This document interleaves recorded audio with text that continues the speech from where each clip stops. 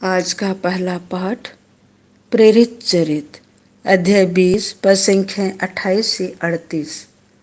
मैं आप लोगों को ईश्वर को सौंपता हूँ, जो आपका निर्माण करने तथा सब संतों के साथ आपको विरासत दिलाने में समर्थ है। पौलुस ने इफेसस के पुरोहितों से यह कहा, आप लोग अपने लिए और अपने सारे झुंड के लिए सावधान रहिए। पवित्र आत्मा ने आपको झुंड की रखवाली का भार सौंपा है।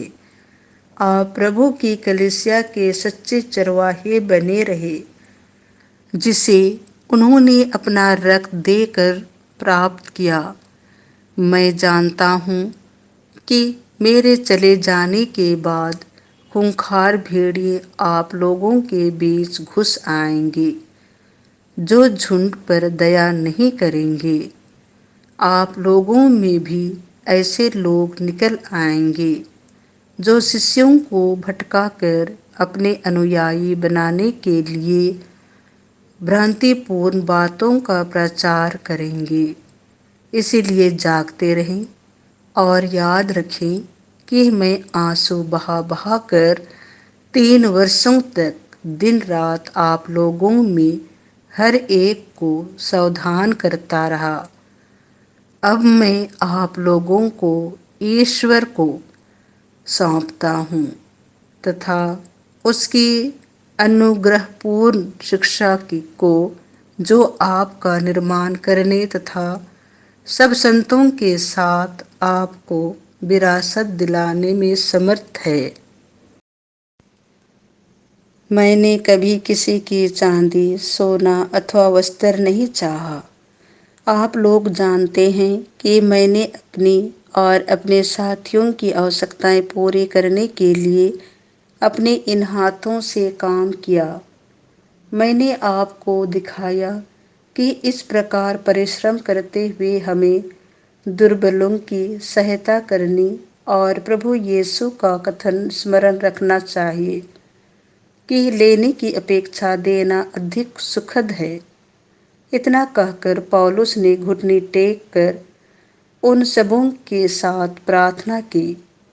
सब फूट फूट कर रोने लगे और उन्होंने पौलुस को गले लगाकर उसका चुंबन किया। उसने उससे यह कहा था कि वे फिर कभी उसे नहीं देखेंगे। इससे उन्हें सबसे अधिक दुख हुआ। इसके बाद वे उसे नाव तक छोड़ने आए। यह प्रभु की वाणी है।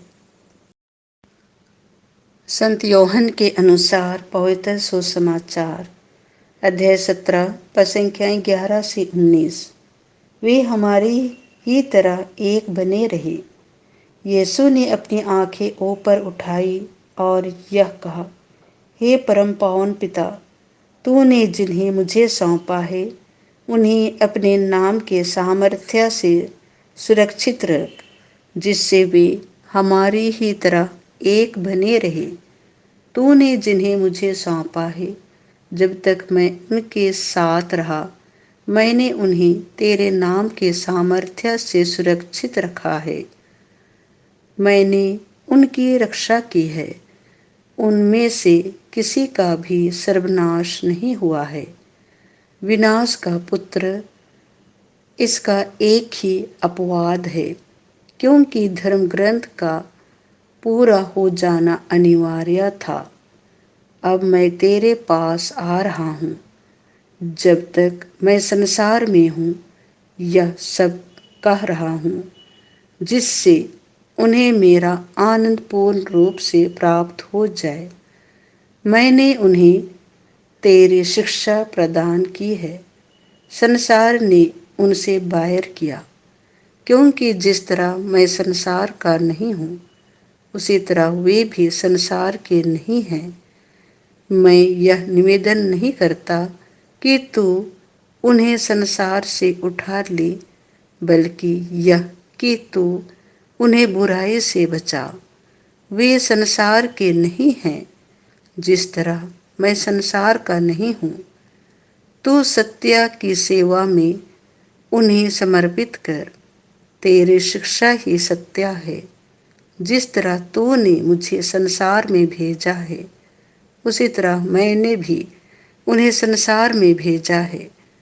मैं उनके लिए अपने को समर्पित करता हूँ, जिससे वे भी सत्य की सेवा में समर्पित हो जाएं।